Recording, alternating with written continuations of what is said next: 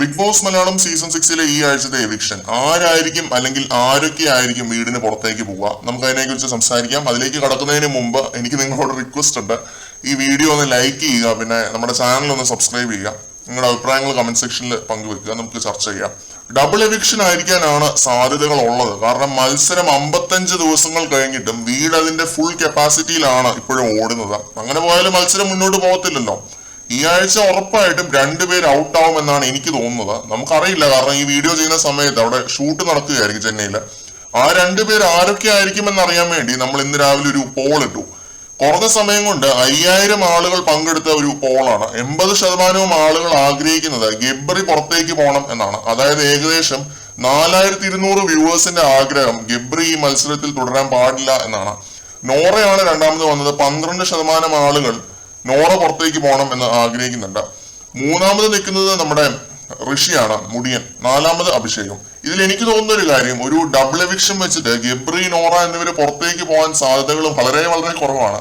പ്രേക്ഷക പിന്തുണ കുറവാണെങ്കിലും ബിഗ് ബോസ് ടീമിനെ സംബന്ധിച്ചിടത്തോളം 2 പേരും കണ്ടന്റ് മേക്കേഴ്സ് ആണ്.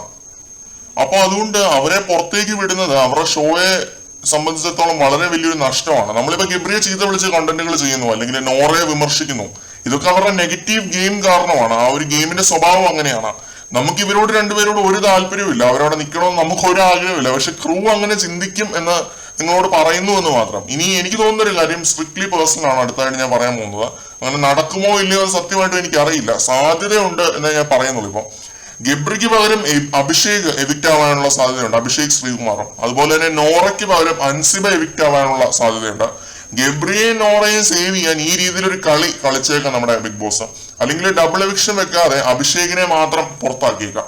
കാരണം അഭിഷേകും വോട്ട് നിലയിൽ ഒരുപാട് താഴെയാണ്, ഗബ്രിയേക്കാൾ താഴെയൊന്നുമല്ല. എന്നാലും ജിൻഡോയും സിജോയും ഒക്കെ വെച്ച് നോക്കും കമ്പാരിറ്റീവ്ലി ഒരുപാട് താഴെയാണ്. അഭിഷേക് 2ാമത് നിന്നാണ്, പക്ഷെ ഇപ്പൊ പുറത്താക്കലിന്റെ വക്കിലാണ് എന്നൊരു കാര്യമാണ്, സങ്കടകരമായ വാർത്തയാണ് നിങ്ങളോട് പറയാനുള്ളത്.